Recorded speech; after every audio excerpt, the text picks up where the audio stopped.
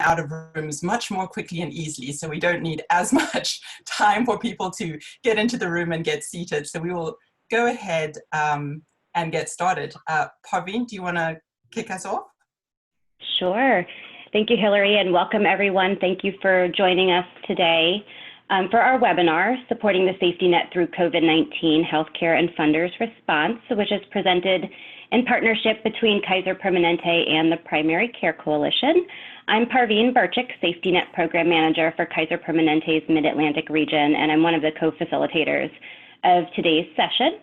And at Kaiser Permanente, our Safety-Net strategy is really an enterprise-wide approach to how Kaiser Permanente supports our community clinics to provide both quality care and to be a sustainable resource to our community residents that need access to care.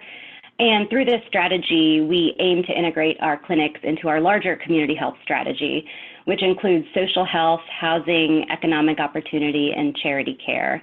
And as we look to hone our safety net strategies to improve community conditions for access to care and also health equity, the partnerships with our safety nets are more critical than ever during this COVID-19 time period, which is why in my role leading our safety network in the region, I'm committed to working collaboratively with each of you, not only to improve the health of our communities, but also to strengthen your clinical, financial, and operational capacity. And we're already doing that in a couple of ways in the community. The first is by sharing our knowledge and best practices through webinars, such as the one that we're hosting today.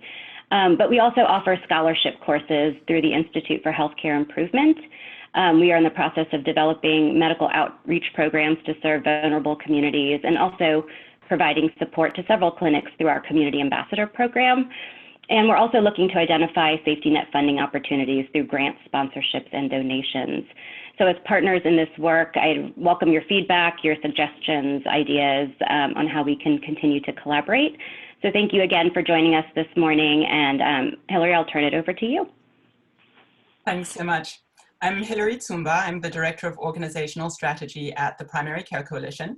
And Parveen and I will be co-moderating today's event.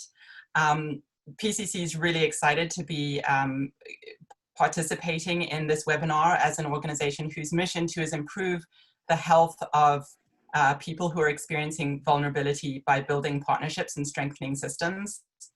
We fully recognize that the challenges we face are too great for any single organization to face alone.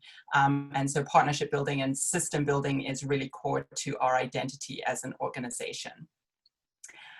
Before we get into the content of the program, a few housekeeping tips. Please do remember to mute your microphones when you are not speaking.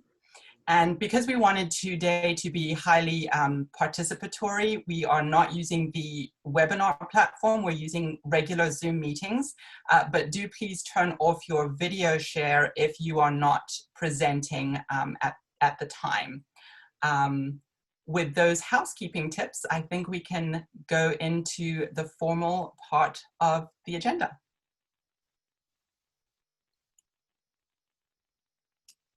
Parveen, you're still on mute. Sorry, I just wanted to add that we are recording this session and we'll share it after the meeting for those who weren't able to join us today.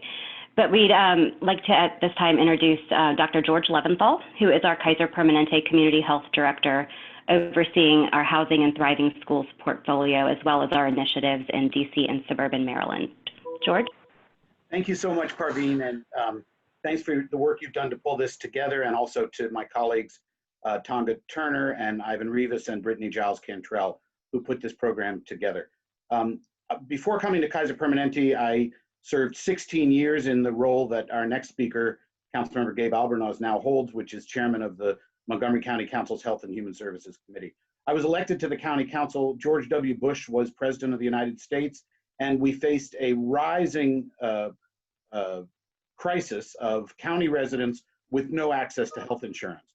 And working closely with the Primary Care Coalition, we established the Montgomery Cares program to strengthen the role of FQHCs and other community clinics in providing basic access to health care. And I'm very proud that Montgomery County remains in the forefront of local communities investing in care for all of its people, regardless of work status or documentation or citizenship. Now, since leaving the County Council, it's been a great privilege for me to come to work for our region's leading healthcare system, which is deeply committed to not only the health of our members and patients, but the health of our communities and addressing the social determinants of health, which include access to care for those who are uninsured. By definition, if you are uninsured, you're not a Kaiser Permanente member, and yet we make substantial investments in expanding the pool of those who do get care through us at Kaiser Permanente's expense, without those who are not able to pay having to pay. In the first 6 months of 2019, Kaiser Permanente invested $64 million to provide health services to those most in need in our region, reaching 217,060 individuals. That includes our Medicaid members, the Children's Health Insurance Program, charitable health coverage, and medical financial assistance. We also supported community clinics, including some of those on the line, and other community health providers through grants, training, and technical assistance. Of those we served in the Mid-Atlantic region, 183,245 low-income individuals, immigrants, and families received assistance with healthcare coverage, including screening for eligibility and with applying for services, and 34,312 children and adults accessed health and social services, including behavioral health services, screenings, health education, medical and dental care, referrals, and case management. Kaiser Permanente wants to continue to be an active partner with the range of other healthcare providers, and especially with local government. Just to give you an example of what I'm describing, our charitable care for children program in Montgomery County provides just under 1,100 children with enrollment in Kaiser Permanente. Now, the total size of Montgomery County's Care for Kids program is about 6,000 children. That's a program administered by the Primary Care Coalition. So for Gabe Albornoz and Will Jawando, who will be joining the program later, and for Hillary and the leadership at the Primary Care Coalition, your task is that entire 6,000 children, whereas Kaiser Permanente is proud to do our part and to cover just under 1,100 of those. So we want to be an active participant, but no one healthcare provider is going to be able to take on the task all by itself. We have to continue to work in partnership with other hospitals, other healthcare systems, and with the network of primary care clinics, which play such an important role. I want to really, from my background and from my experience, express my appreciation to local elected officials who are struggling now with some of the most difficult circumstances, that any of us have experienced in our lifetime. I know, Gabe and Will, that you didn't anticipate global catastrophes like the ones we're living through when you ran for office, but your role is so crucially important, and the role of our community clinics is so crucially important. And again, Kaiser Permanente is committed to the health of all of our community residents, and nothing could make that clearer, as Parveen said, than the pandemic we're now experiencing. Anyone who doesn't have access to healthcare, not only does their own health suffer, but in the midst of an infectious contagion, everybody's health is at risk when any member of our community lacks access to healthcare. So Kaiser Permanente wants to be a strong partner with all of you in an ongoing way, not only providing access to care, not only providing funding and grants, but engaging in activities like the one we're having right now, where we want to be a trusted partner and a thought leader, hosting forums like this one, bringing out access to the best information from our physicians and our specialists and our experts. And finally, I just want to thank the Primary Care Coalition for its participation in our Mid-Atlantic Community Network. We are bearing the cost of a new software platform that will provide access to all service providers to refer their clients to other service providers, and provide for tracking and follow-up, so that if you have a client at one of our primary care clinics in Montgomery County whose family may be food insecure, this platform will enable the health clinic to go online, determine where a food distribution may be available, or housing assistance, or behavioral health assistance, or the range of services that will be included in the Mid-Atlantic Community Network. And not only will it enable those referrals within a specific jurisdiction, but it will also provide for cross referrals to other jurisdictions, which is a capability that has not existed before. The Primary Care Coalition is playing a leadership role in encouraging its members and other community service providers to sign up for the Mid-Atlantic Community Network. And I hope that everyone on this call will check it out and give us feedback. If it isn't meeting your needs, let us know why not. We're investing in this because we believe it's a benefit to our members.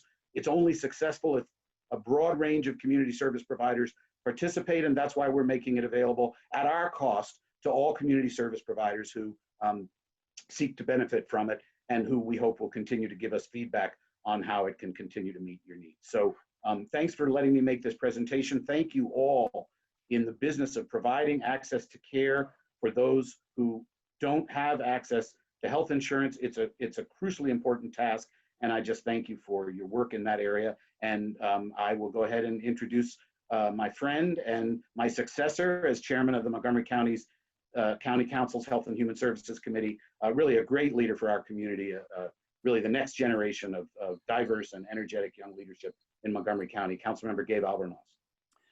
Well, what an absolute honor to both be on this webinar, have the opportunity to speak to this really remarkable group of leaders in our community, but especially to be introduced by somebody who I consider a friend and a mentor in many ways, and that's George Leventhal. George did an absolutely incredible job over his 16 years of service on the council and as chair of the Health and Human Services Department in setting up an infrastructure that put us in the best possible position we could have been to respond to this pandemic and the global crisis that he referenced in his opening comments. And so George, on behalf of myself, the council, and our entire community, I want to thank you for your service, sir.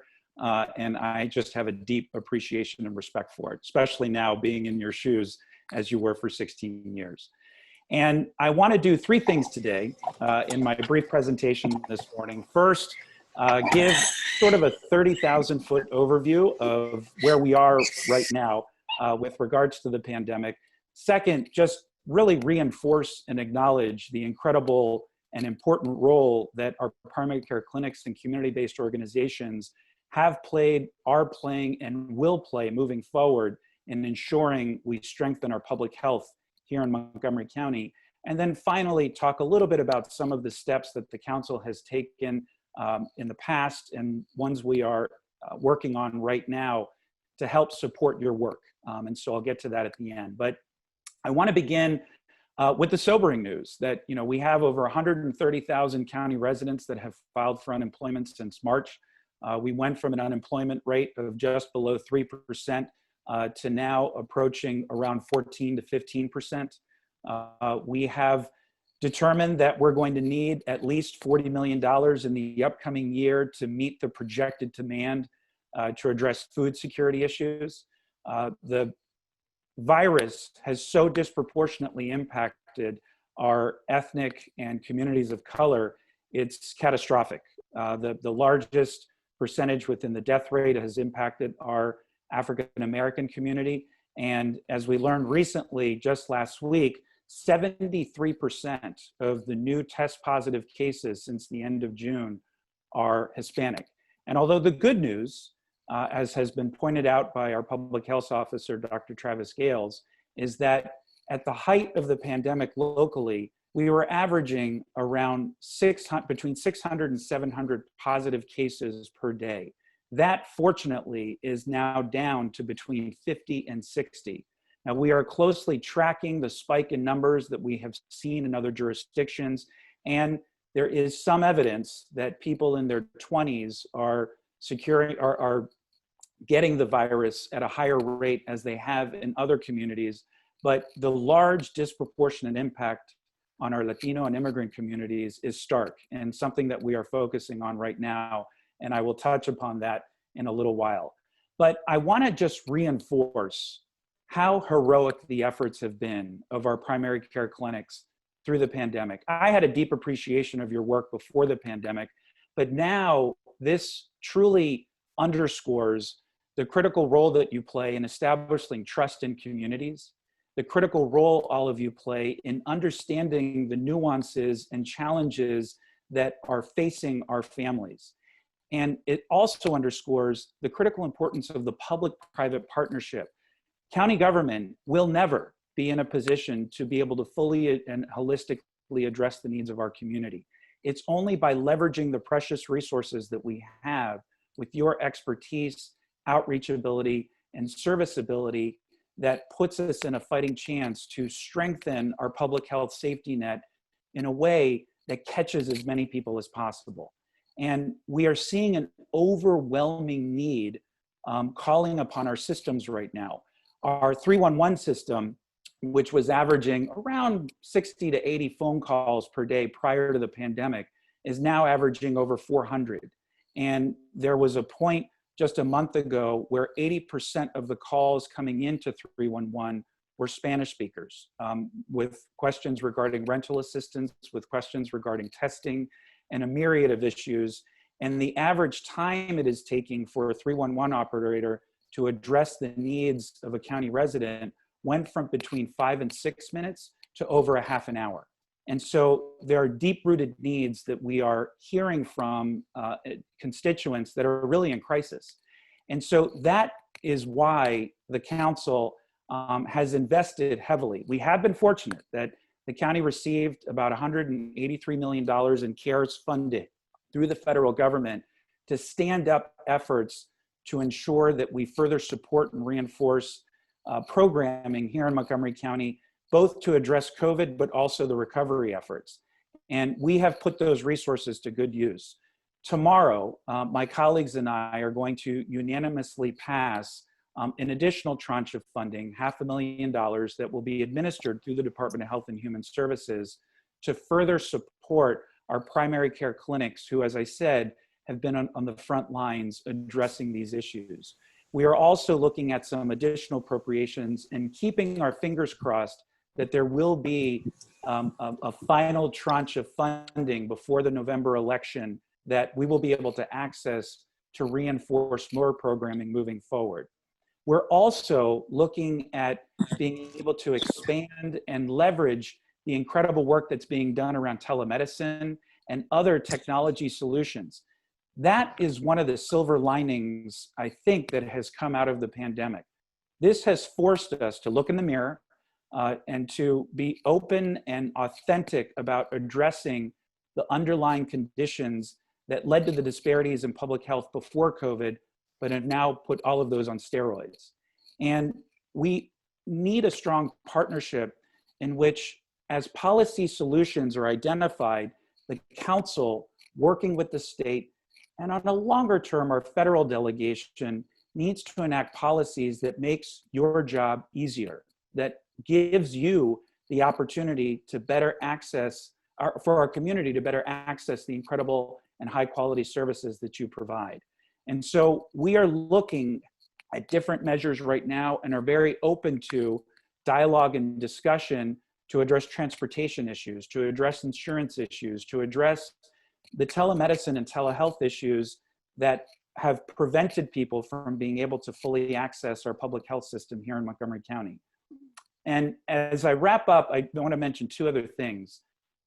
We need to forge a stronger partnership with our for-profit medical practices as well. One of the things that I have learned through this process is how tenuous many of our local family medical practices have been financially, and many of them are failing at this point. And so the council is putting forward additional resources as part of our recovery funding to address the unique needs of medical practices that are in those high hit zip codes.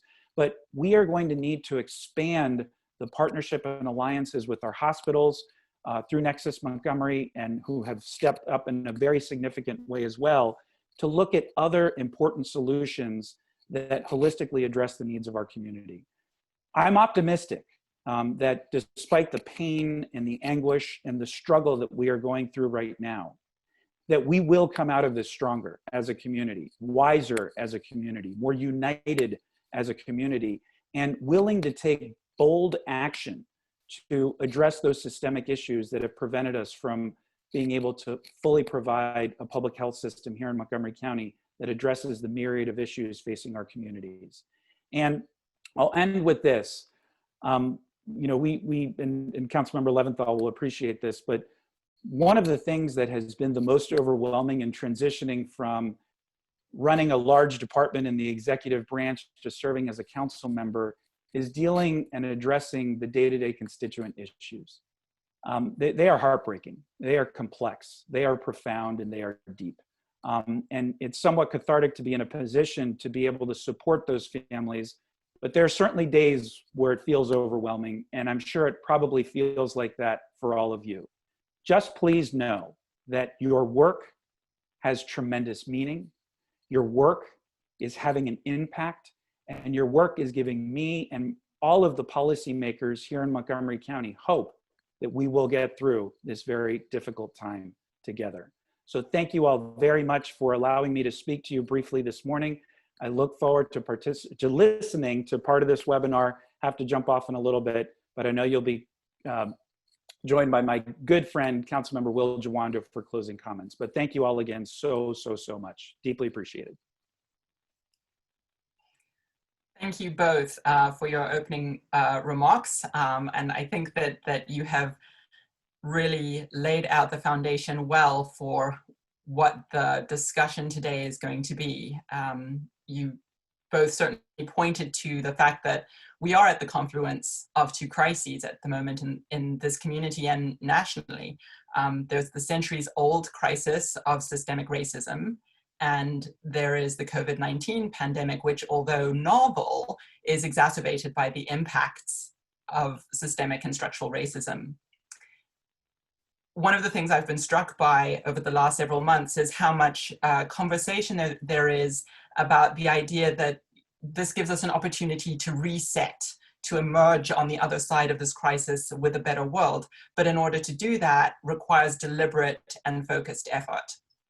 And I don't propose that we can change the entire world, but I do think that we need to approach, focus, deliberate conversation around the changes that we can make within our community. And that's what we'll begin to talk about today. Because as has already been stated, the relationship between local government and anchor institutions like health systems and philanthropy and safety net providers is vital to a strong and equitable response and recovery effort. And in this first part of the program, we're going to hear from representatives of several different philanthropic organizations about their thinking and how that will influence their investments. So as I introduce our panelists, please do feel free to use your emoji applause buttons in the chat to welcome them. And note that you can type questions into the chat feature. We will have time for participatory question and answer segments. So feel free to type your questions into the chat as you hear their remarks. So first, please welcome our panelists. Yinka N. George is the Public Policy and Program Manager at the Maryland Philanthropy Network. She's an environmental health advocate, enthusiastic about creating health equity, environmental justice, and sustainable development through activism, policy, and practice. At MPN, Yinka cultivates opportunities for members to address critical issues and improve community conditions. She coordinates MPN's Health Funders Affinity Group, Green Funders Affinity Group, Rising Leaders Roundtable, Public Policy Board Committee, and Grant Seeker workshops by managing member learning activities and opportunities for collaborative action and community investment. Sarah Hashmel is Program Officer at the Morris and Gwendolyn Cafritz Foundation, the largest private independent local foundation focused exclusively on the Washington, D.C. metropolitan area.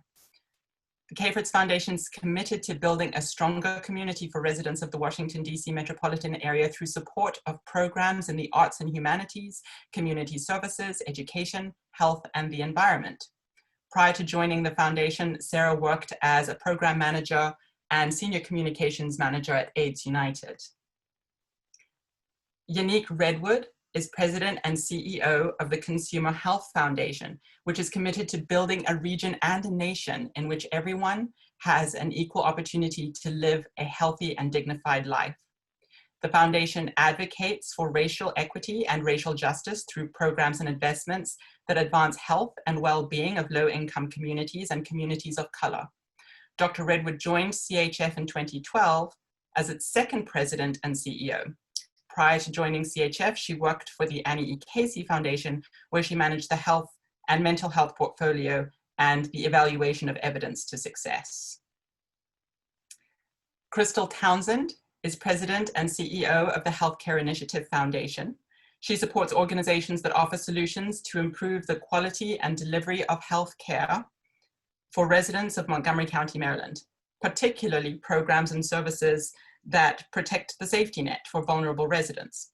Crystal is known throughout the community for her ability to make connections and build relationships among stakeholder organizations in order to develop strategies for sustainable community.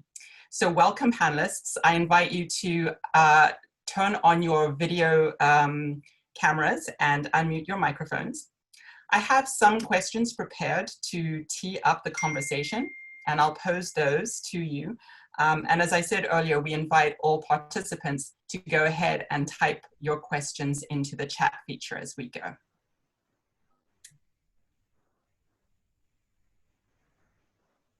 So to begin the panel discussion, after the 2008 recession, funders had to take stock of what had happened during that recession, to think about its impact on communities and the role they played as funders in mitigating those negative impacts.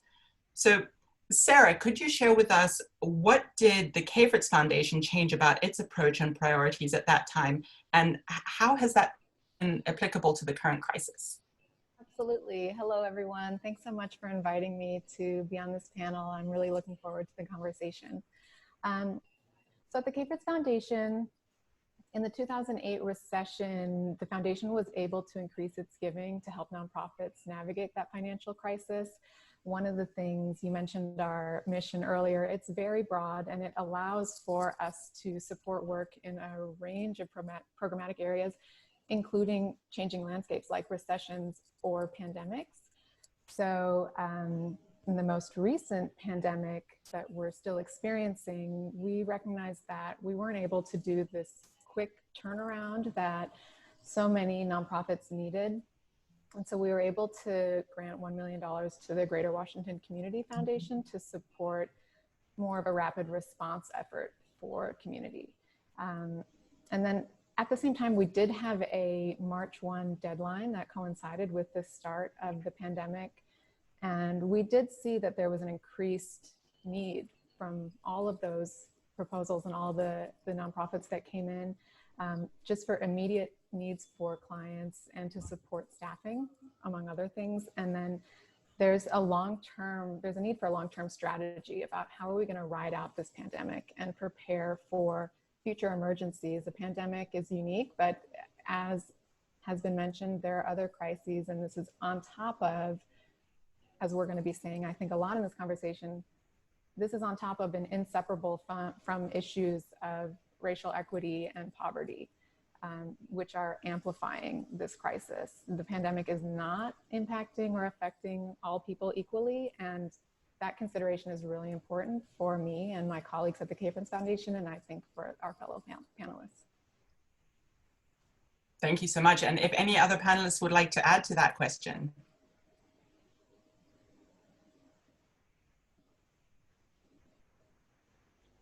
I'm happy to add. I think, the recession led a lot of foundations to pull back and to salvage endowments, right? That's the honest truth about that time period. And also we're seeing some of that happening now. But we didn't take that approach. We're a very small foundation, but felt that it was really important to continue to give. For us, it was at the same levels that we had been giving pre-recession. We paid for that, right? Our endowment suffered because of that, but really, we think in these times of crisis, what other way is there, right?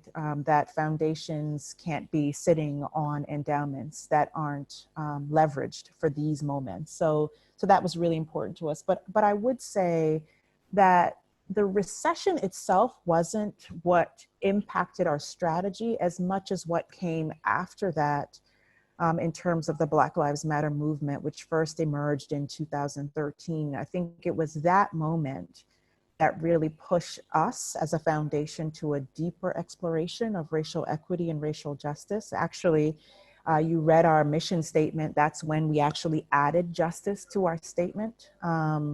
We began requiring the use of a racial equity impact assessment to help our grantee partners and help ourselves, quite frankly, to think very carefully, very strategically about how an intervention, how an action might negatively impact communities of color, communities that had already suffered so much trauma in our system.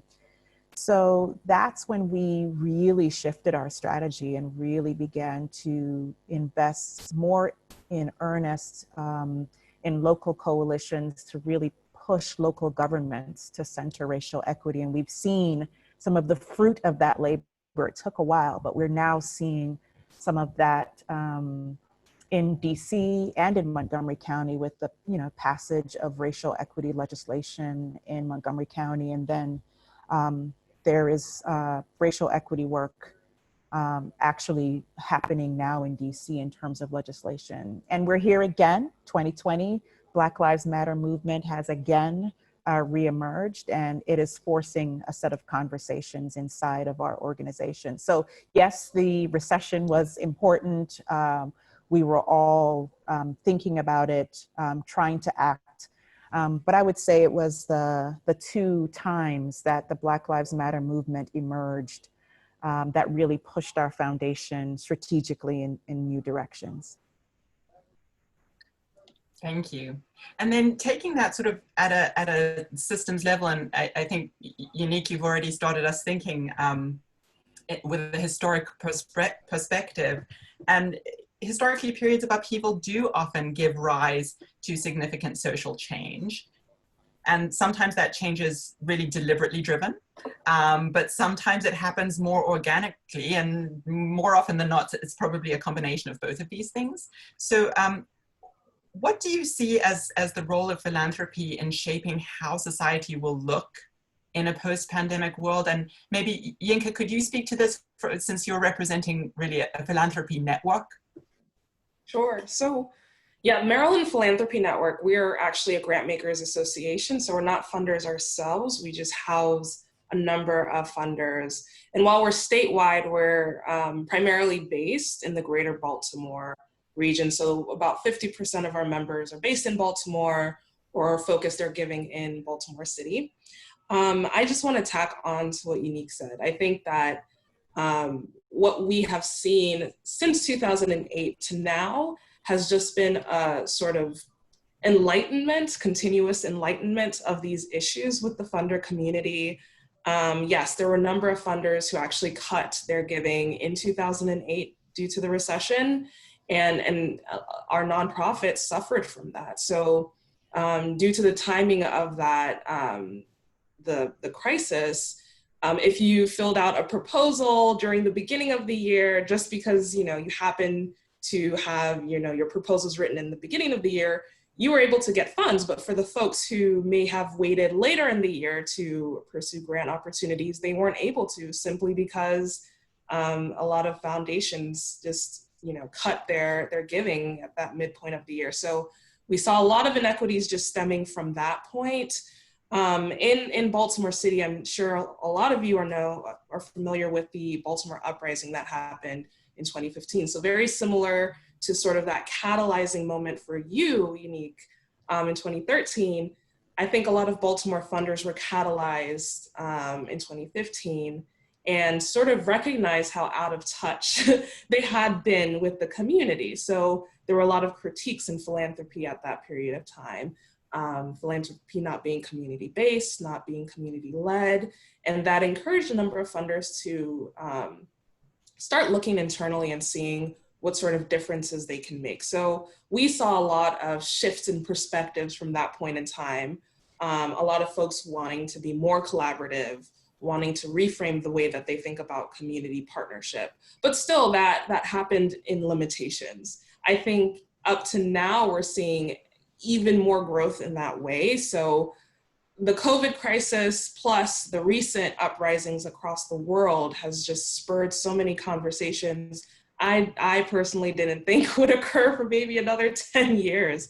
A lot of people are now critiquing philanthropy in their own philanthropic positions, and I think it's really powerful. So I think in thinking about social movements, one thing philanthropy can do more is interrogate and actually study social movements.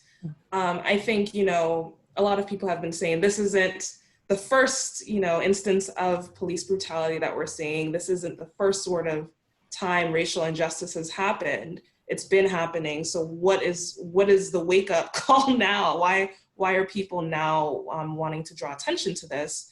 I think it's really important for funders to look internally and interrogate their funding practices, to study the social movements that have been happening so that they can better understand where they should come in, where they should lend their support, where they can identify those levers of opportunity to really be impactful, as opposed to what we saw in 2015 during the uprisings, where there was a huge push from philanthropy to meet immediate needs and not sort of a prolonged strategic effort to carry out that sort of social awareness. I think it's time now for funders to really think about long-term in addition to the short-term needs, and lean into the moment, lean into it. I think everyone, well, in my community, a lot of folks are being critiqued, are being challenged in ways they may not have ever been before. We're having conversations about remaining in perpetuity as a foundation. What does that mean? Does that really serve to the benefit of community? And I think, you know, like Yannick said, it's time for us to really ask these questions. Remaining, you know, maintaining your corpus, is that really what best serves community, or is getting the dollars out to meet these very significant needs? Does that better service community long term? So I think foundations should definitely lean into the moment. So I was going to save this next question for the closer, but Yinki, you've set it up so beautifully, I can't resist but to ask, you know, given that foundations do provide grants from those gains on their invested endowments, you know, with that greater understanding of the economic inequities and the wealth disparities, how should foundations be thinking about the wealth that they have, how that wealth was gained, and how that wealth should therefore be distributed? You know, what kinds of thought processes are influencing strategies? And I'll open that up to anyone on the panel who wants to speak to it. I can start us off. I love this question. So happy to start us. So as a network, we have been thinking about what it looks like for us to organize our members around the ideas of truth, repair, and examination. I don't think foundations can truly make progress in our communities without owning the fact that many of our foundations have had a direct hand in creating the inequities we see today. And literally the wealth accumulation from some of these folks have been at the exploitation of many communities, many Black communities, if we think about Baltimore City, Black and Brown and Indigenous communities. And so for me, it's a conversation about transformative justice. We have to center healing and truth in order to repair the harm that has been done and move forward. So we've been having conversations like that with our members, and we're just working through developing a strategy that really hones in on those concepts. Thank you. Would anyone like to add to that question? I'm happy to, but Crystal, I don't think you've gone yet. Yeah, but I also want Unique to be able to add into, because I've served on another panel with her, and so if we can allow longer time on this question, Hillary, so that Unique can share her piece too. We sure can. Okay. So some of the things that, have really, I've used as a guiding pillar for me is just understanding that we are not makers of history, we are made by history. This is a quote by Martin Luther King Jr. And I keep reflecting on this about, how and where we're making our investments today. And several years ago, our foundation invested along with many other regional funders such as Consumer Health Foundation and Kaiser Permanente and North Virginia Health Foundation and Care First in what's called an uneven opportunities report. And from that report, you could see across the region the variance of life expectancy on where you live. So this is systemic inequities that have been embedded. And 80% of those inequities are based on things outside of healthcare access or health coverage. They are about transportation, about jobs, about food access, about the ability to walk safely in your neighborhoods, about the ability to be able to have clean air and a clean environment to live in. And those are the root causes of the great disproportionality that we are seeing today, both from the economic impact of the health pandemic, but also the health pandemic itself.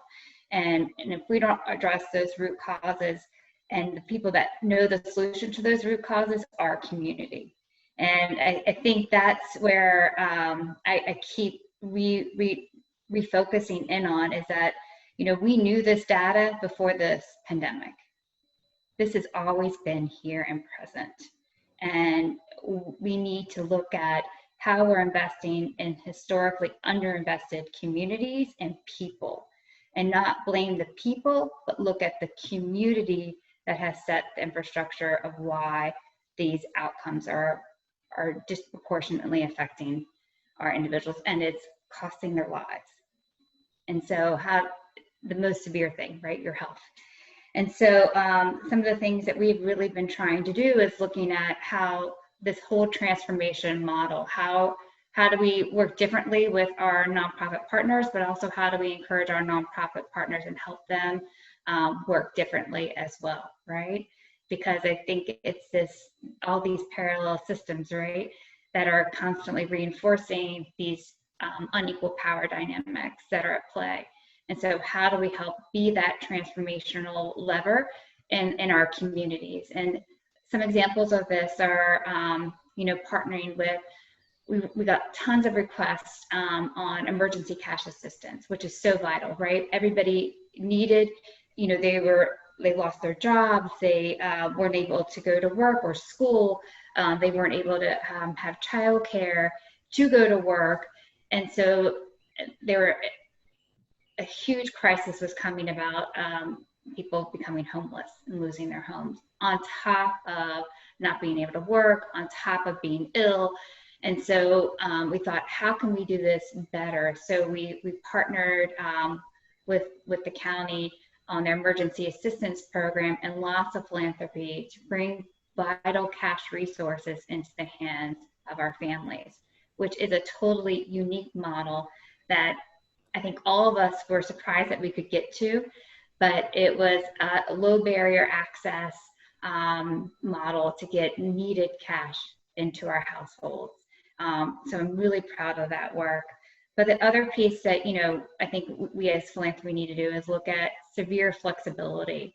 If we are truly partners in this work, then we need to allow for that flexibility and trust that our nonprofits are doing the vital work that they need to do. And how we can do that is, expanding opportunities for reporting, or even waiving the stridentness of some of the reporting, expanding budget modifications, looking at more trust-based philanthropy models and general operating support, so that we can truly be the partners we need to be in these investments, and allowing our nonprofit partners to lead us in that effort. One thing that we're taking on this in the next couple of weeks is actually holding forums through the Common Health Action Network, where our foundation team will not be involved in discussions, but really getting feedback on our processes and what we can do to improve from our grantees that have received grants, past, current, and ones that haven't received funding from us, to really be reflective on how arduous is our process. Are we leaving people out that are doing vital work? Who are we missing? And how is our system perpetuating us not getting to all of our community members? Thank you. Thank you. Yannick, would you like to add? And then Sarah, I saw you had a hand up earlier as well, so we'll make sure everybody has a chance to answer this question. Sure. Thank you for the opportunity to talk about this. We've been thinking about our endowment and how it gets used for a very long time. So first of all, our wealth was generated by the sale of Group Health Association, which was one of the nation's first HMOs. It was created in the 1930s to provide prepaid insurance to workers in an integrated environment. So if you think about what was happening in the 1930s, there was a group of people who were saying that healthcare should be integrated. So clearly very radical for its time. These were Black workers and Jewish workers who came together to create this kind of an organization. And so we are really proud of that history. We know it's not perfect, but we hope that that kind of radical vision that they had in the 30s is something that we've been able to live up to in terms of the legacy of that, organization. So we have several thoughts on how our endowments should be or can be used. The first is that, and I'm just gonna say it, I don't think any foundation should be like riding that line with the 5% payout. Like it's a requirement by the IRS, but I don't think anybody should be like every year looking to see how they can be right at that 5%. Or, some years if you give more, then you can bring it down to 4%. Like all this maneuvering around that line, I think foundations just need to give that up. So we currently are funding at around 8%. We've been as high as 13%. And so I just think the idea of sticking to that line is something we need to abandon as foundations. The second thing that we have done is historically worked with our investment advisors to ensure that initially it was 30% of our endowment was invested in mission consistent ways. So very specific to the mission of the foundation. And that includes things like screening out, like just some of the basics, right? Like a health foundation should not be funding tobacco companies, right? A foundation that cares about communities of color should not be investing in prisons. So like some basic screens. However, in 2014, we actually shifted so that 100% of our portfolio is in mission consistent vehicles. And so the investment advisor that we have, they don't do anything else but mission consistent investing. So we don't even have a choice. Even if we wanted to, we don't even have a choice. And so it's not perfect. I mean, sometimes they will come with an investment. I'm like, well, why is that in our portfolio? I'll call out one example. Amazon, for example, very concerned about how they treat workers. We've seen news stories. And at the same time, we understand that they have some strong environmental practices. And so we're always looking at these investments in terms of like, what's the net benefit? We also, when you hold an investment, get a chance to influence how that company might be doing business. So we do a fair amount of shareholder advocacy. So sometimes we won't get rid of an investment, we will hold it so that we can join with other investors to say this practice needs to go away. Right now, we're in the middle of a shareholder advocacy to tie CEO compensation to diversity and equity targets. So it's things like that that we can do with our investments, our endowments as foundations. We also have a $1 million carve out for local impact investments. And so right now, a lot of what we've done is in affordable housing, as well as loans to entrepreneurs through a couple of intermediaries that are very focused on business owners of color, and especially women of color as well. And finally, we are interested, we don't know how to do it yet. We're interested in how the endowment can be used to support community investment funds. We've heard about a couple, one in Boston, one on the West Coast, and we are also thinking through what that might look like. So for example, let's say, and this is actually a thing that's happening that we're looking at, a community member who lost their job in the middle of the COVID crisis. Hospitality worker, specifically banquet server, those jobs are not coming back for now. I mean, when are we going to have banquets again? And so when unemployment runs out, what happens to folks? And so we're trying to think, okay, if a group of funders came together and invested in, say, affordable housing, you get a return. It's a small return, but you get a return. Typically in an affordable housing investment, we might get a 2 or 3% return. Might foundations say, you know what, I don't want that return. I'll take my principal back, but keep the return and let's invest it in maybe a universal basic income pilot for hospitality workers who have lost their jobs in the pandemic. It's that kind of thing that we're trying to figure out, how to use the endowment, the full resources of the foundation to meet this crisis. I mean, it's so intense. And we've just got to be like bold. We've got to push the envelope, get outside of what's practical. And so these are the kinds of things that we have done. And community investment funds are the kind of next thing that we're trying to figure out how to be a part of. Thank you. Sarah, would you like to add to that? First, Unique, that is fascinating. And thanks so much for sharing in so much detail about what you all are thinking about, what you've done, and what might be coming next. I think it's a really important question. I'm sitting in a huge position of privilege working at a foundation. My whole career up till now has been in nonprofits. So to be on the other side of the table and to think, what can I do to leverage the resources of the endowment to build up community nonprofits is huge.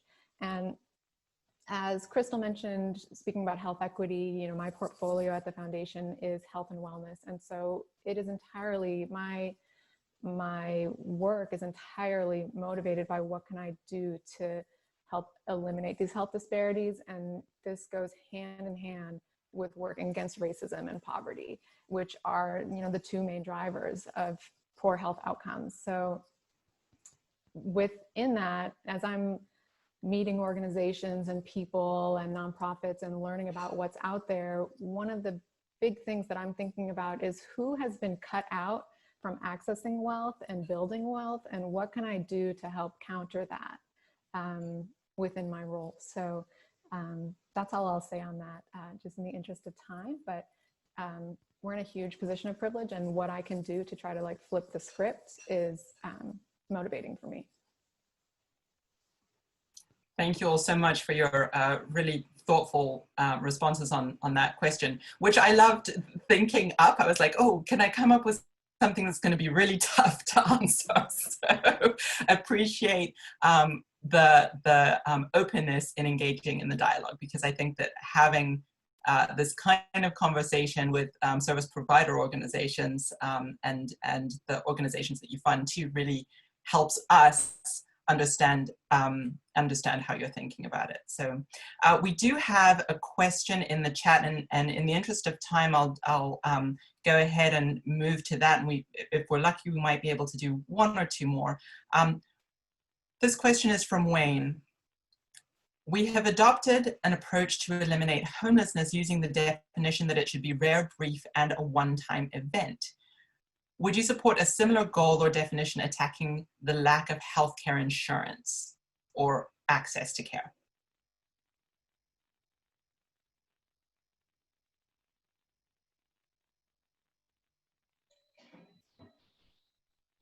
Do you want me to take a stab at that one first?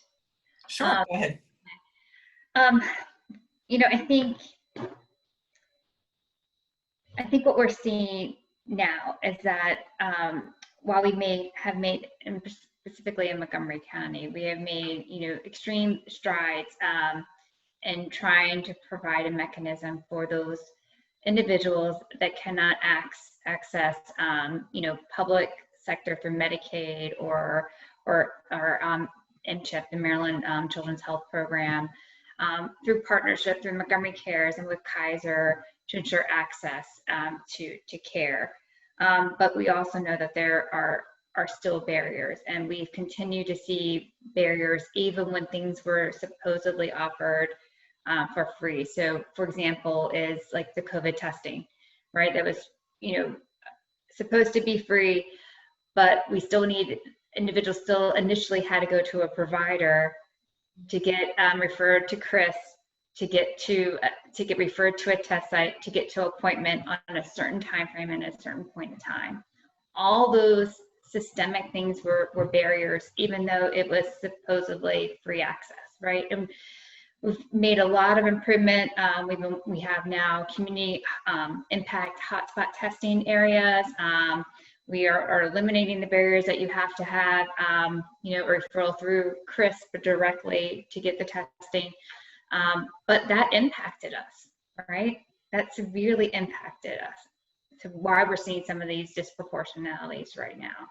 And that could have been changed, right? So I think the things that we have to really think about is how do we, it's not just a one policy, but it's how we transform everything that we deliver. And there's not one fix or one statement, but it's how the whole chain of delivery model has to be reinvented. So how are you going to add telehealth to that? So one of the aspects that we've been investing in, and I know Councilmember Averna spoke about it in the beginning, is telehealth, and allowing. Right now, we're connecting it with these hubs, distribution centers that are barrier-free access, no eligibility. But if one member of the family is ill, we're connecting them through telehealth to get everybody in the family connected to both care, but also to a test, and then follow up. But and then that's just immediate, right? We know that family was at risk, or that household was at risk for exposure. So how do we protect everybody? And I think those are the systems changes that have to be made. It's how we're rethinking about how we approach health and wellness, and look at it from, a community aspect, but also look at every policy piece that we put in place, and how does that break down for every community member? And I don't think we've necessarily done a very good job of that. I'll just quick jump in to add, I think this is why I think it's so important for foundations to be able to support direct service work as well as advocacy. You need many angles to address these issues. So yeah. Thank you all so much. I am actually getting a ping that says we're running over time on the agenda. So I'm going to wrap up the panel at this point. I hope you can stay with us for the rest of the program, share your comments in as we move into the other presentations, and really appreciate again all of your time and participation in this panel, and the thoughtful responses that you have shared, and all of the thought and the work that you are doing as investors in our community strategies and building stronger and more resilient communities. So thank you all.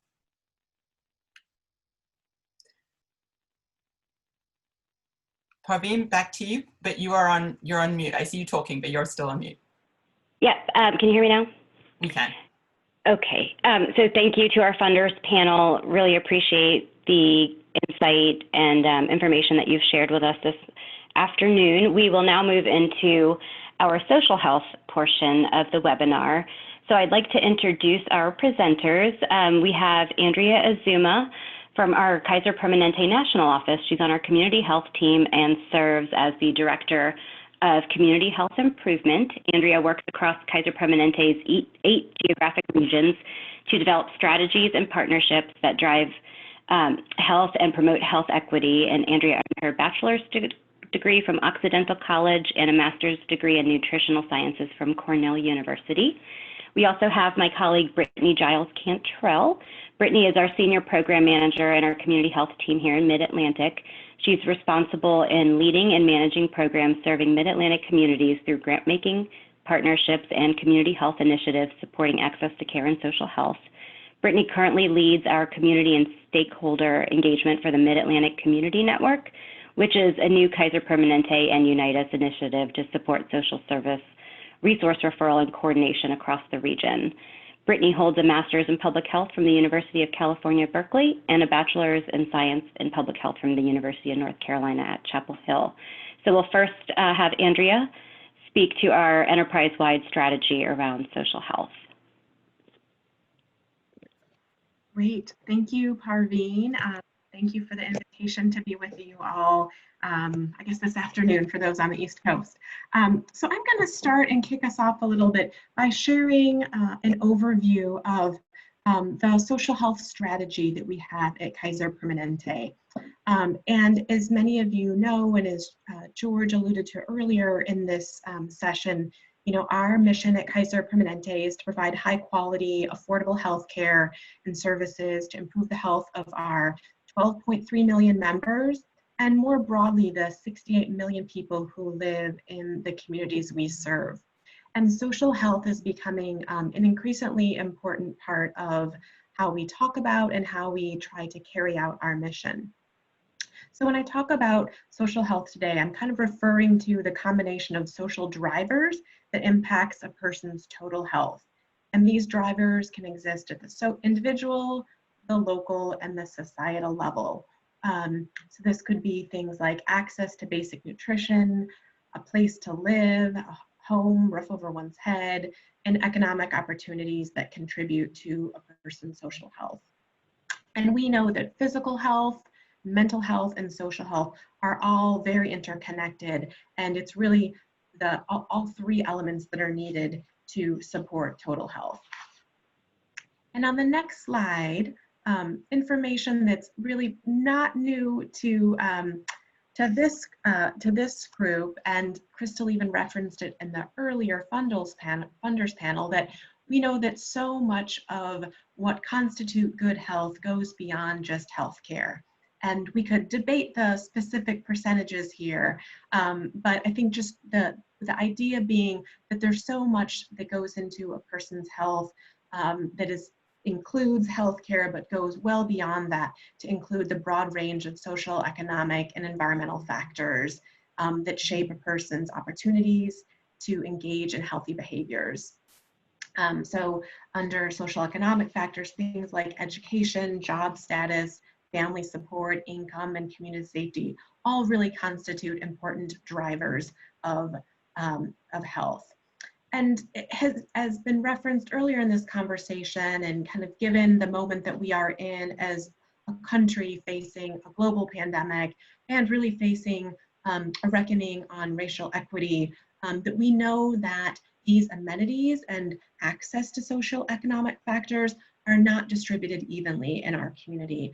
And discrimination is a major stressor, whether that's intentional or unintentional discrimination that is embodied through direct physiological impact of stress, and discrimination and racism is also embedded in larger social environments that impact people's health by limiting or denying access to resource, dignity, and a higher quality of life. So these factors are important to drive health, and we know that there are unequal access and opportunity to participate in health promoting behaviors. So for us as a healthcare organization, given what we know about what drives health, we're really trying to elevate social health to be on par with physical and mental health. So the next slide really provides an overview of how we as an organization are approaching our social health work. And I should just say that given the audience and who's on this call today, I know and really want to recognize that FQHCs and other safety net providers have really been at the forefront of much of this work over time. And every organization, I think, is in its own step of this journey, and that at Kaiser Permanente, we're happy to share where we are and how we're thinking about this work, but recognize that we also have a lot to learn from others in this space. So we've really kind of broken down our social health framework into 3 kind of very easy and elementary steps around identifying a patient's social needs, connecting them to resources, and then offering support and follow-up. And to do that work, we're using and pulling in predictive modeling and data prevalence around social needs and risk factors. We're intentionally looking at performance monitoring and program evaluation along the way so that we can be employing kind of community quality improvement efforts to improve this cycle and this work. And while much of the focus is really at the individual level with members or patients and integrating this framework into our care model at Kaiser Permanente, we know that we cannot do this alone, that this work, especially the connection piece, is really dependent on having strong organizations of social service providers and community-based organizations that we can partner with. And that we also want to not only look at the individual level, but look more at a societal level and think about some of the upstream drivers of this work so that we can use what we know and what we're learning about what works at the individual level and also help to change the landscape at a national level and kind of catalyze change through meeting partnerships at that level. And on the next slide, I want to introduce a new resource that will be coming soon that we look forward to sharing with you probably later this summer. But one of a resource that we developed internally for our organization that was really part of our broader social health practice strategy as we look to incorporate this social health steps and this framework into our work. We put together a playbook that was really inspired by some of the other playbooks that you'll hear about later in the session at Kaiser Permanente, but really wanted to create a resource for our organizations, knowing that because of the pandemic, that families and communities are facing increased economic challenges. And we want to do all that we can to be able to support them as they're facing those economic and social challenges. So this playbook was developed across our organization. We identified subject matter experts throughout the organization to help us kind of lay out 3 core steps around screening, connecting to resources, and follow-up, and how we can incorporate that more systemically across our clinical practice. And so the resource itself, which we'll be happy to share when it's available with this group, it's really a resource for frontline care teams to help go step by step on how some of these practices could be incorporated. And the social health playbook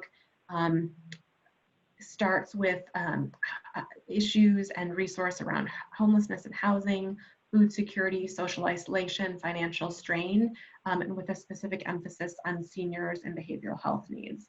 And we're really also trying to incorporate some guidance around how to do these kinds of social needs screenings in a trauma-informed way in a virtual care setting, since that is a way in which so much care is being delivered given the challenges with providing in-person care. So I think I will stop there and I'll hand it over to my colleague Brittany, who's really going to focus more on this connection piece of connecting patients to resources and talk about some of the infrastructure that we are building for ourselves and building for our communities to help enable those relationships and partnerships. So Brittany. Thank you, Andrea, and good afternoon, everyone. My name is Brittany Giles Cantrell. As Harvey mentioned, I'm one of her colleagues at Kaiser Permanente in our Mid-Atlantic region.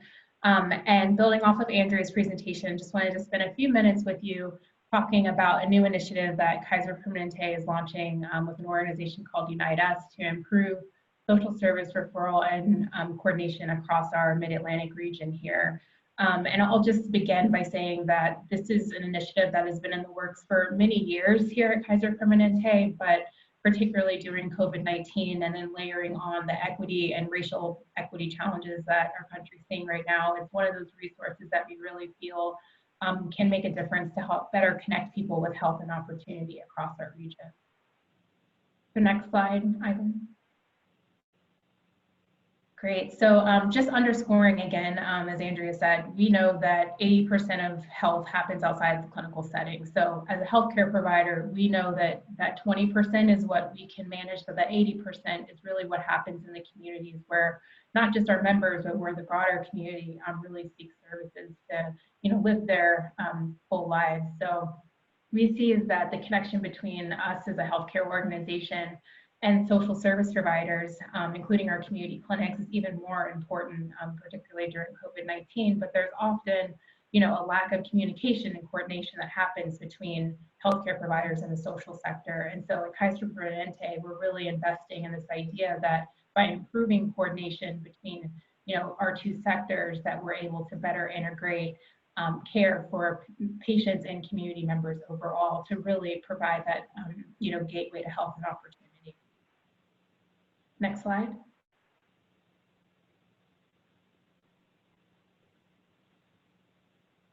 So our solution to this disconnect between health and social care is by catalyzing a new community network that we hope will help facilitate more comprehensive and coordinated services across our communities. So Kaiser Permanente is entering into this partnership with Unite Us nationwide, and Unite Us is a technology company that provides a social service referral platform that Kaiser Permanente is providing for free to community-based service providers, including community clinics across our nation. And so through this coordinated system, we're hoping that it'll be a venue for better connecting us as a healthcare provider and community clinics to other social services across the community. By offering this platform for free and also using it internally in Kaiser Permanente, we're hoping that this shared technology will better support the coordination of our two sectors. And we're hoping that this entire initiative will be implemented in 3 years across all of Kaiser Permanente's 8 service areas, including right here in the Mid-Atlantic region, to not only improve care for our 12.3 million members nationwide, but also the 68 million people that we serve in Kaiser Permanente's communities across the country. Next slide. So just a little bit about Unite Us, if you're not familiar with them. So like I mentioned, they are a technology company, but they have a social mission that's very much aligned with Kaiser Permanente. So they are a veteran-founded organization founded by 2 young men who returned back from service and found that they were having difficulty navigating services, being returning veterans, and realized that even that coordination of service of networks and community social service providers wasn't there. And so they created this platform that allows for different social service providers to communicate with each other to coordinate, service referral. And so since then, they have gone beyond the veteran population to provide what they call community networks across the country. You can see here on the slide that Kaiser Permanente is one of many organizations that work with them to provide social services ranging from housing to healthcare to food access, employment, so all of the social determinants of health. And so in our region, we're really proud to be bringing this as a free resource to the Mid-Atlantic region and launching our Mid-Atlantic Community Network, which we launched for the first time in June. I'll talk a little bit more about that later. So next slide. So the vision for this community network is to be a mechanism to support whole person care. We're really intentional about, working with an organization that will help us to deliver the right care to the right person at the right time, and really taking the burden off of individuals in our communities for having to call around, to email, and not get phones answered to get the care that they need.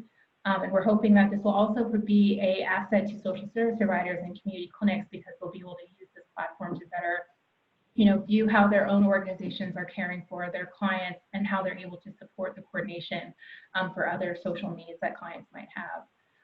And additionally, and one of the reasons we also, decided to work with Unite Us after a very competitive process was that the level of outcomes data that we'll be able to see in the platform will allow us to see how we're really impacting community health and individual health at a large scale, and really being able to see where there are gaps in our community services. And as a healthcare organization and a funder, what does that mean for us, or how we further support our communities? Next slide.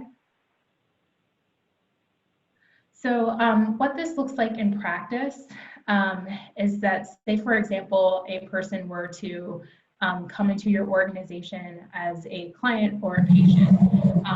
This person would be working with a care coordinator or some type of case manager. And Ivan, this slide kind of, thank you, working with a care manager who would be able to identify that person's social needs. So say, for example, that person had a food need. And because we are providing this for free, we would be allowing this care manager to access the Unite Us platform to better provide referral to a social service provider to meet that person's needs. So say that would be a food assistance provider. And then on the other end, this food assistance provider would also be able to not just meet that person's need, but also refer them to anything else they might need, such as transportation. And so again, when Unite Us builds these networks, they're really intentional about being trauma informed and making sure that the onus is put on care providers to coordinate services and not the individual, and really taking that burden away. Next slide.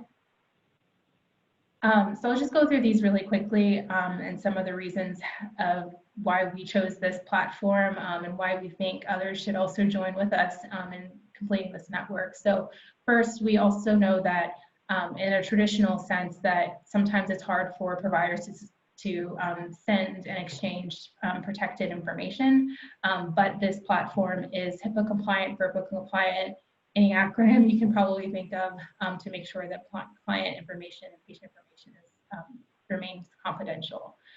Second, it's also hard to sometimes pre-screen for services that a client might be eligible for. And so an advantage of this platform is that any organization that uses it will have sort of a profile that will provide more information around what a person might need to qualify for their services, so that on the receiving end, they're able to immediately see if they can meet someone's needs.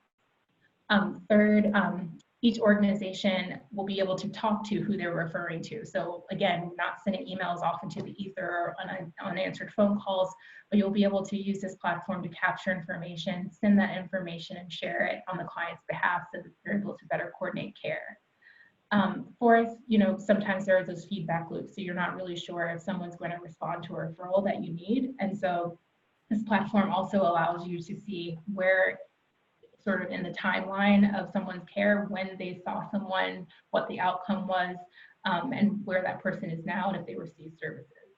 And finally, client data is often siloed and not tracked, as we've seen, even within Kaiser, sending our members out for care in the community. So we are going to be integrating this with our own electronic medical record system, but in organizations that also receive referrals in the community, they'll also be able to see, longitudinally how care has been provided to their clients or patients. Next slide. So just really quickly, again, you'll be able to, if you use this platform, be able to export data around your organization. So looking at clients that you've served, how often the services you provide. And one of the benefits we often say is that this comes in handy when it's time to either report to the county or another funder, or just to your own boards and how efficient your organization is being. And secondly, at a network level, we'll also be able to see what services are being provided in the community at large. And so how often are those services being met, and how often are they not being met? And what does that mean from an investment and capacity standpoint? Next slide. So I think I had one more in here, but it's okay. But I just want to invite everyone to learn more about this network. We did launch it for the first time on June 23rd. In our DC and suburban Maryland area, so it is live in Montgomery County. Right now we have over 130 organizations representing over 100 programs that have joined in with us, and so we're able to send referrals across this network and provide care to people who need it most, particularly during COVID. So if you have any questions about joining this network, have more interest, and want to have a more detailed conversation about what it would mean for your organization to join, please feel free to contact me. So thanks so much, and I'll turn it back over to Parveen. Thank you so much, Andrea and Brittany, for sharing the social health piece of Kaiser Permanente's portfolio. We now will move on to our COVID-19 portion, and I'd like to introduce one of our Kaiser Permanente physicians, Dr. Hamali Sudhakar, who has been with Kaiser Permanente since 2008. She serves as a hospitalist physician at our Kaiser Permanente San Jose Medical Center.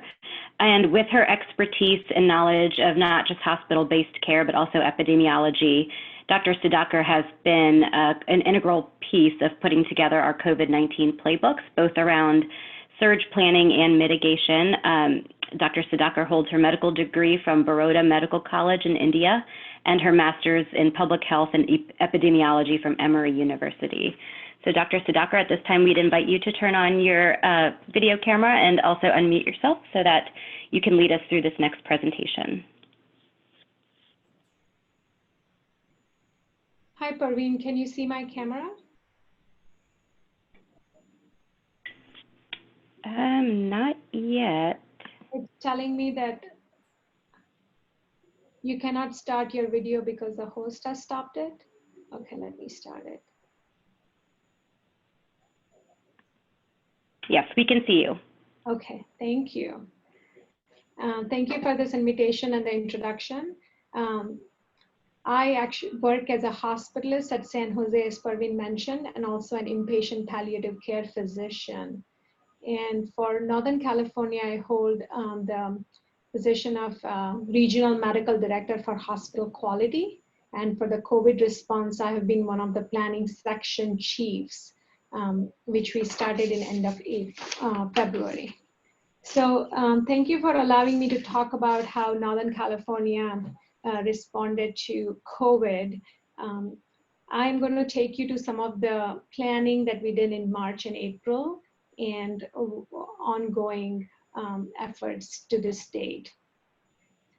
As you all are aware that Northern California was an early hotspot and we were successful in flattening the curve, but we are experiencing surge again now. So from this slide, you can see, especially for California, Northern California, we have over 4 million members, and we have about 21 medical centers that we take care of patients in. We have an emergency management task force for disasters. So that is what we use for this pandemic response. And it follows the Hicks structure for our disaster response. And Hicks stands for Hospital Incident Command System that was born after 9/11 response. As you see here on the slide, it has an incident commander, and then they have. Right, did you? I'm sorry, did someone say something? And we have command staff, which includes the COVID core team, which is dealing with the epidemiology and current response, as well as HR, labor relations. And then it has 4 main branches, which includes planning sections, operations, logistics, and finance. And we realized very early, so that was around February 28th, that we needed to open our regional command center, because this also helps everybody, this also gets everybody's attention and joint effort to respond to this pandemic. And we do daily report outs to the medical center, so everybody's on the same page on what are the efforts going on. You can go to the next slide, please.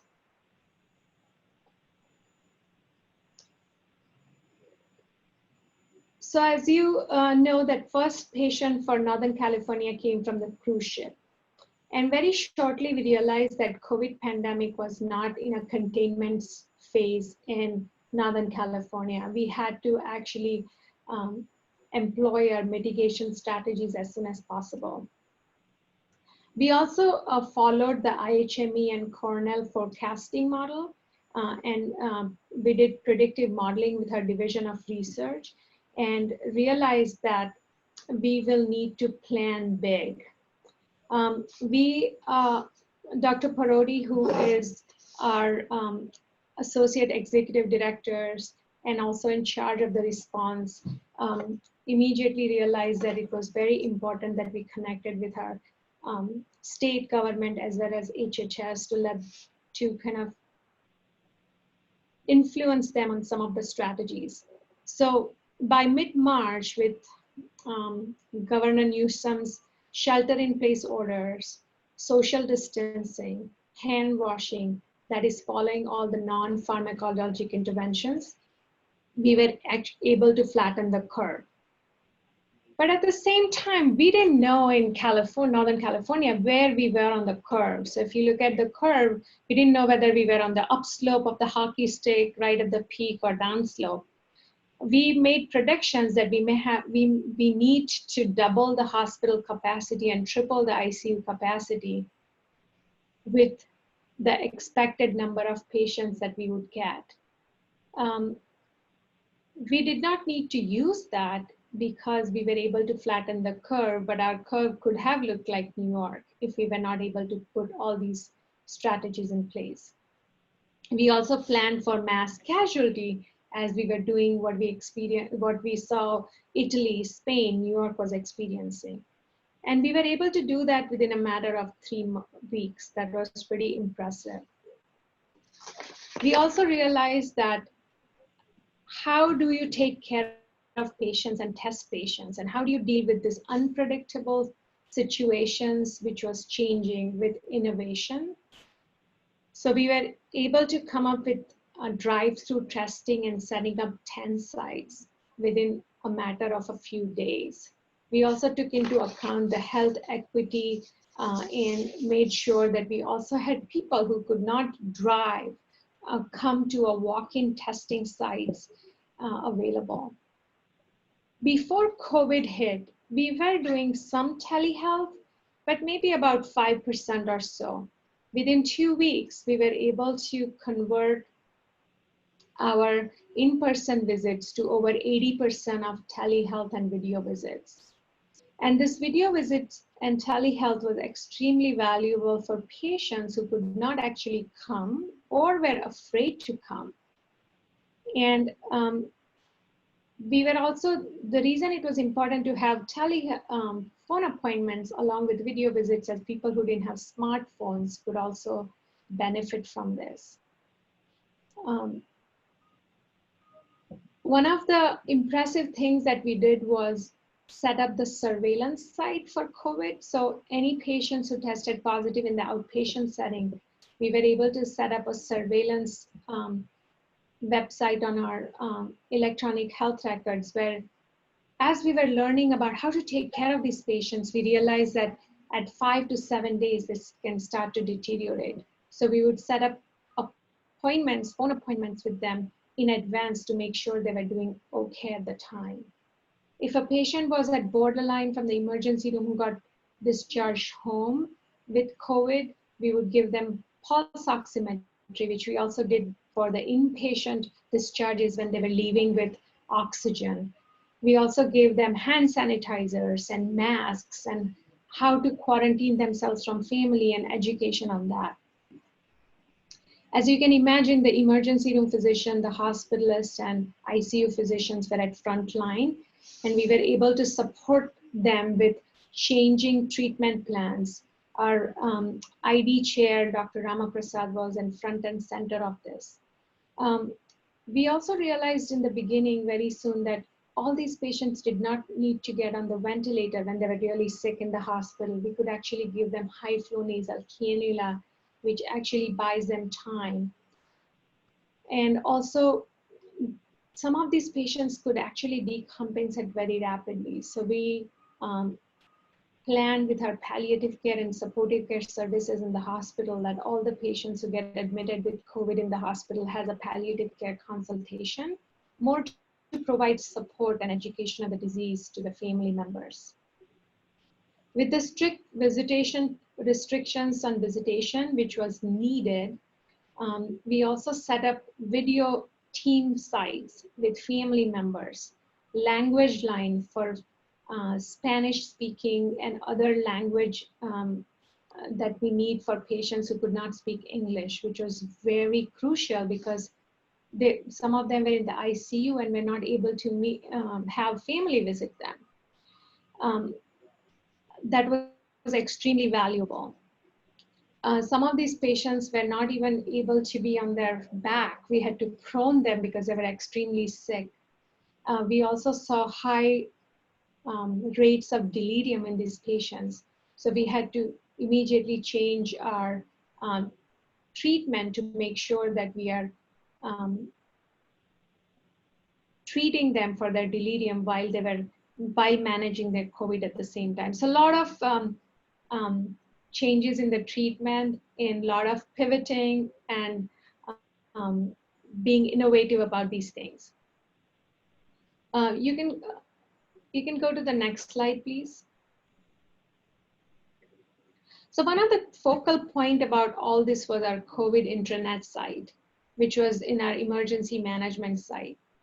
As we started dealing with this pandemic, we realized that we needed to have consistent care across all our medical centers, and we started working on the mitigation playbook, which incorporated and not limited to topics like virology, general strategies, infection control, PPE, testing, environmental cleaning, how do you do waste management, healthcare exposure, labor engagement, human relations, not just limited to one particular area, but emergency room, hospital.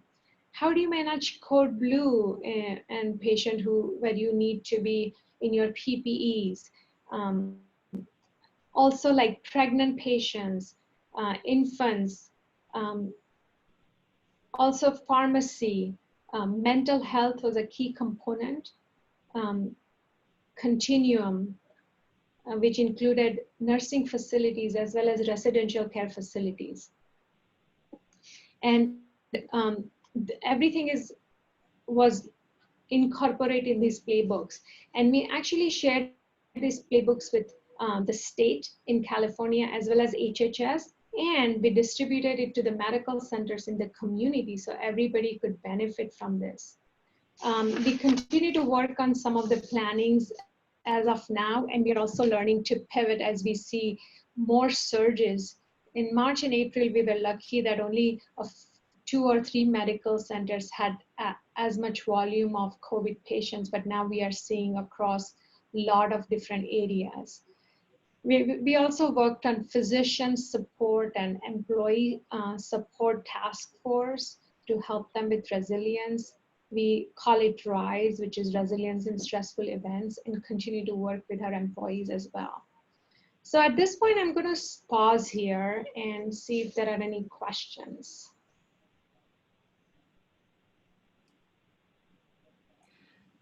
So a reminder to everyone, you could please go ahead and type your questions into the chat. I will say that I do have a question, so I'll take moderator's privilege and go ahead and ask my question. You mentioned just a moment ago that the playbooks were shared with community partners. Could you talk a little bit more about the relationship between the health systems and hospitals and the community-based primary care providers, particularly Safetynet providers, as many of our Safetynet partners are the audience for this call? Could you talk in a little bit more detail about how you've worked sort of across those sectors in the response in Northern California? Sure. So we have relations even before all the COVID hit, where we are very proud in taking care of our patients. So when we have patients at other facilities, we try to bring them back to make sure that we have all the records where they get care. So with those partnerships and all our CEOs in the medical centers, the physician leaders, they reach out to other communities. Our ID chair, Dr. Ramaprasad, worked with the community ID providers to make sure that they could take advantage of all the work that was done, because everybody was in different level of preparation for pandemic. And as you know, that some of the areas didn't even hit. So how do you plan for it? And just shared and answered any questions and came together. And also Dr. Parodi has been very instrumental in working with not just Northern California, but Southern California as well as at national level.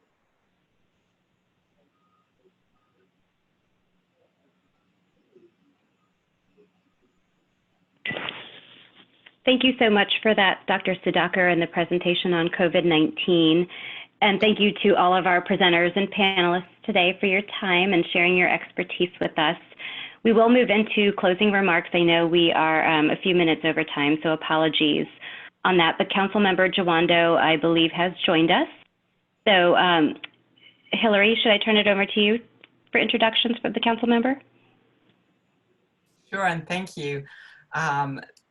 I'm really delighted that we can close this program with remarks from Councilmember Will Jawando, who serves on the Education and Culture Committees, as well as the Planning, Housing, and Economic Development Committees in Montgomery Council. That one is more commonly referred to as the Fed.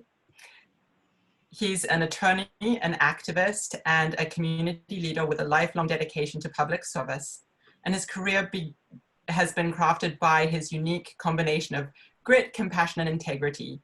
And his experiences growing up here in Silver Spring, child of a Nigerian father and a white Kansian mother, his biracial identity gave him an appreciation of the varied experiences of life in America.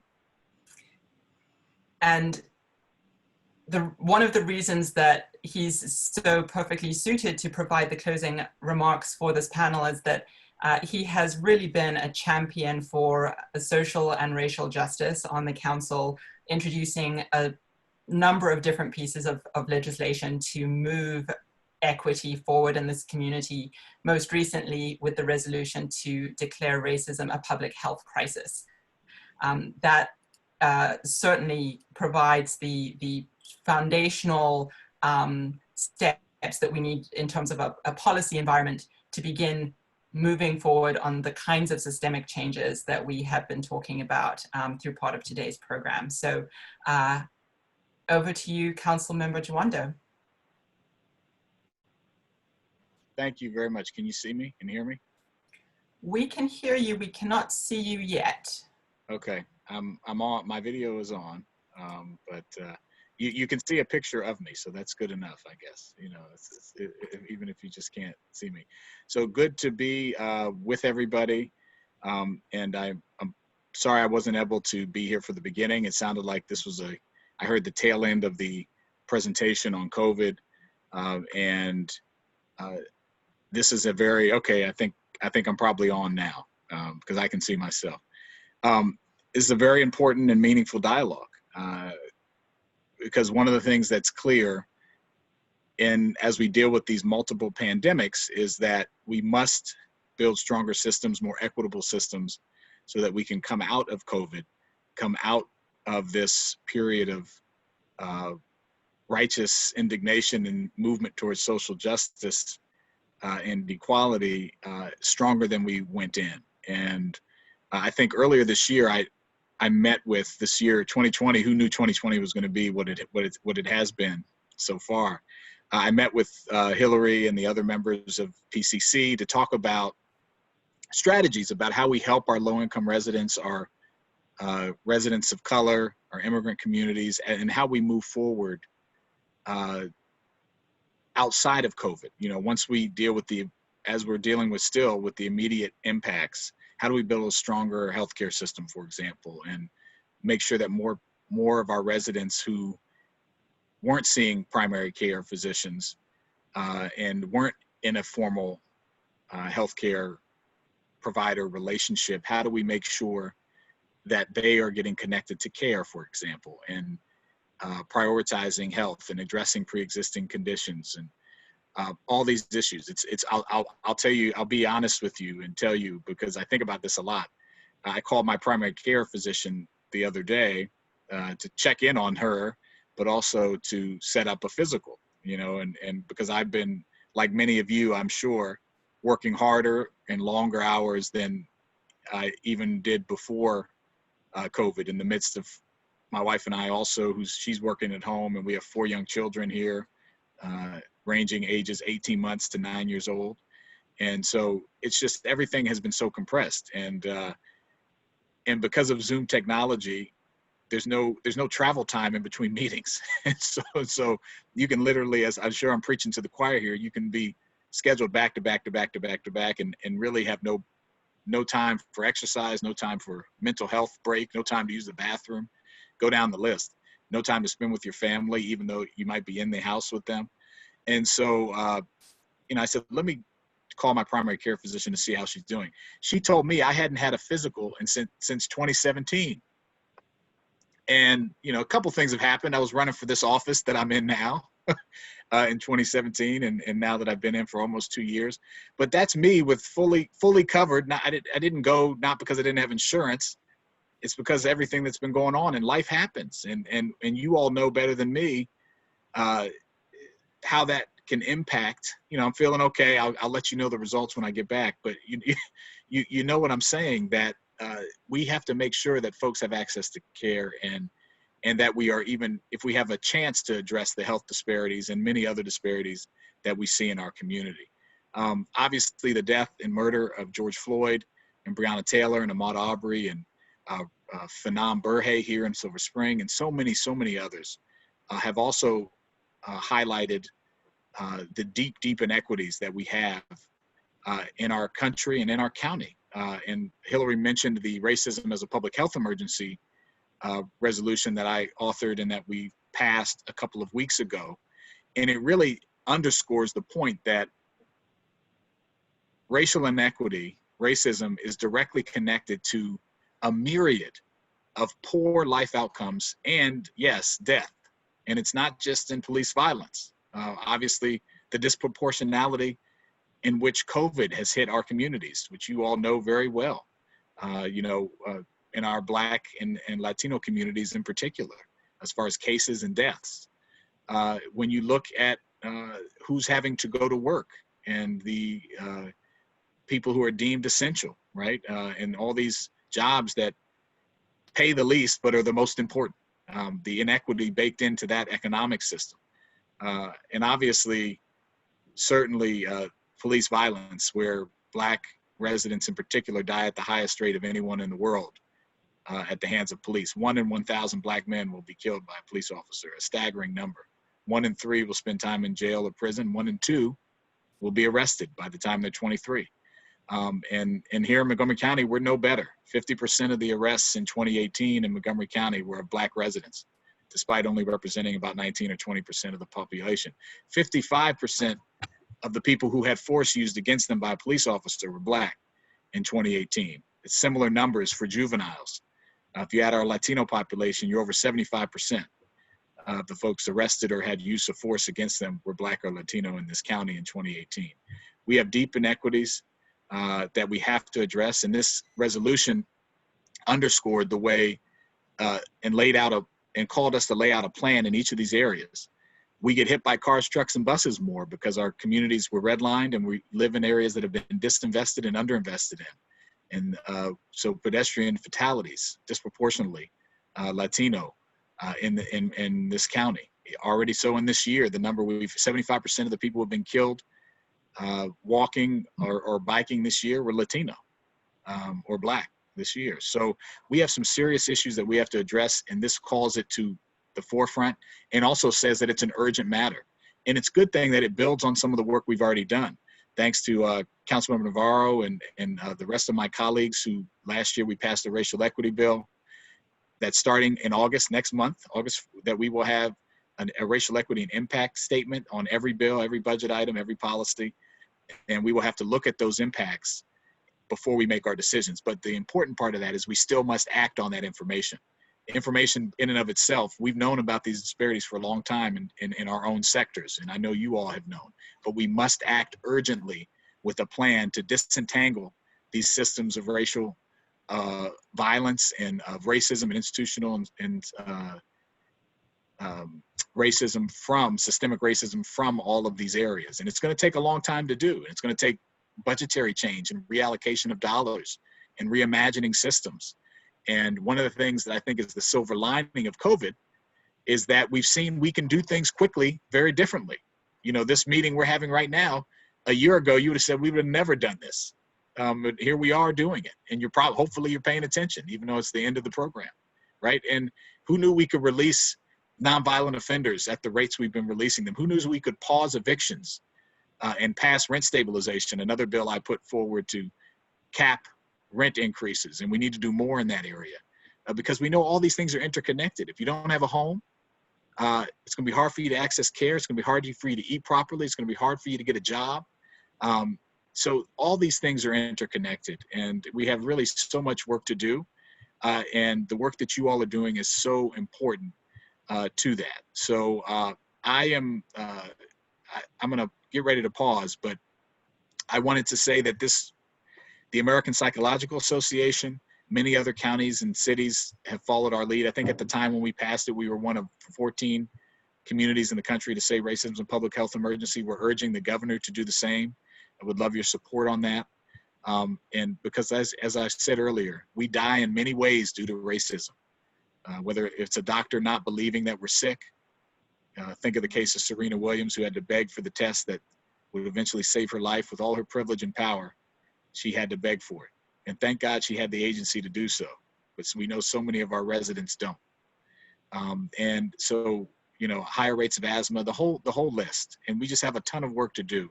And it's really important to connect these inequities to racism, because that's at the core where they are.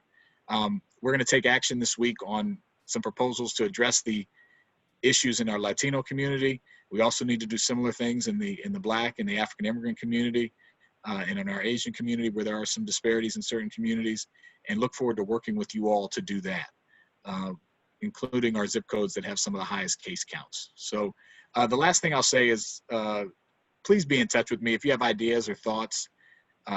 We need your input and your insights.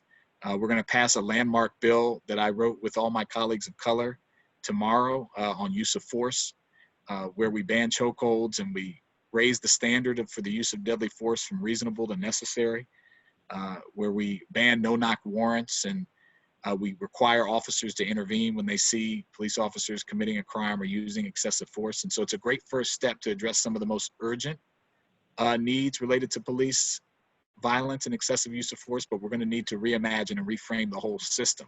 So we're going to need your work on that, because the big nexus between law enforcement and poor health outcomes, and mental health in particular, and homelessness. It's aligned in so many ways, or interconnected rather. And so we're going to need your help on that work. So I'll pause there. Remember, the system being racist and acknowledging that is important. Individual racism is a problem, but if we can make our systems inhospitable to racism. If you're an individually racist person and you walk into a system or a building or a job, and that system and that entity is actively anti-racist, you're either going to quit, leave, walk out, or change the way you act and behave. So let's focus on that systems work. And I think the hearts and minds will come as we have those conversations. So I appreciate everything that you all are doing, and look forward to working with you going forward. Thank you so much, Councilmember Jawando. I think you have laid out a task for us that is significant. It's not an easy one, but so incredibly important. And I'm sure, because I can see some of the names of people who are on this call and know many of them, that you have a large group of people who are rolling up sleeves and working on these subjects. Thank you. One of the things that I noted earlier on in the call is where we are at the confluence of two crises: the crisis of systemic racism and the novel coronavirus, which, while it is new, it is exacerbated by systemic racism, and that there is much work that we do have to do and that we have to do deliberately. And so thank you to participants. I want to share that through the program, we've talked about some strategies and playbooks that Kaiser Permanente has put together, and those will be made available. I'll invite Parveen to come back on and share the details of that, of the distribution of the playbooks. And one of the things that was really striking was the connection between the social health strategies and the COVID-19 strategies, and how we really need to be looking at both together in terms of making systemic change. And then the other thing that I wanted to mention to all who are on the line is that we do hope to be continuing these conversations with a series of meetings through the fall and possibly into the spring, depending on how the situation unfolds. This is a initial conversation to lay a foundation, and then we hope to be having a number of more interactive workshop type sessions to get into some of the really deep and fundamental questions that have been posed today. Yeah, thank you so much, Hillary, for that. And Councilmember Jawando, thank you for joining us today and providing closing remarks. As Hillary said, we'll be following up and sharing with you the playbooks. So we have 2 for COVID-19 that we can share right now. And our social health playbook will be released in the next couple of weeks, and we will share that as well with our community partners. So please keep an eye out for a follow-up email. We'll include the materials and also a brief survey so that we can use your feedback to help plan for future sessions. So thank you so much to our panelists, to our council members for joining us today, and Hillary, appreciate you co-hosting and co-moderating this session with me. So thank you, everybody. Thank you, guys. Take care. Bye. You. That concludes the program for today. Thank you, everyone, again, and have a great afternoon. Thank you.